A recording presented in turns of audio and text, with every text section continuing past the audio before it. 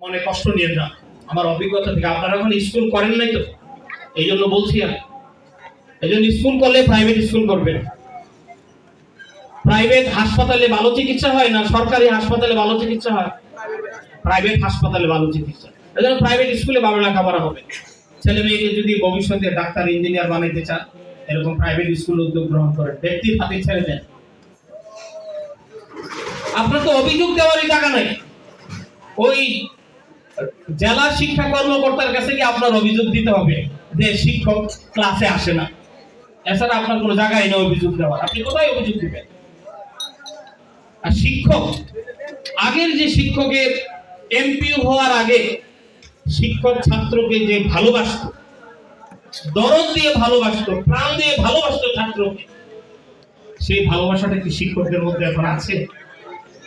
বলেন, প্রাণ খুলে বলেন আপনারা। যদি শিক্ষকের মধ্যে গুরু শিষ্যর সম্পর্ক না থাকে, ভালোবাসার সম্পর্ক না থাকে, প্রেমের সম্পর্ক না থাকে, রুহের সম্পর্ক না থাকে, আত্মার সাথে ছাত্র শিক্ষকের সম্পর্ক তৈরি না হয়, সেখানে ওই ছাত্র আসা যাওয়া করতে পারবে বই পুস্তক নিয়ে, আসলে তার মধ্যে মনুষ্যত্ববোধ কখনো সৃষ্টি হবে না।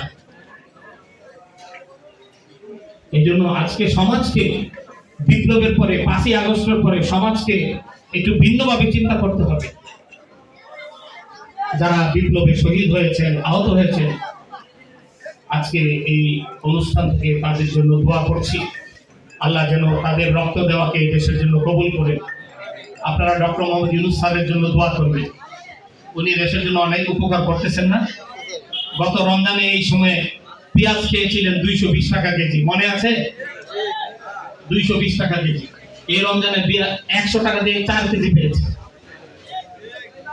ঠিক একইভাবে চীন সফরের পরে অনেক পণ্যদ্রব্যের দাম অর্ধেক কমে যাবে। চীন থেকে যে জিনিসগুলো আসে অনেক অর্ধেক কমে যাবে জিনিসপত্রের দাম। তাহলে ভালোটাকে ভালো বলতে হবে, মন্দটাকে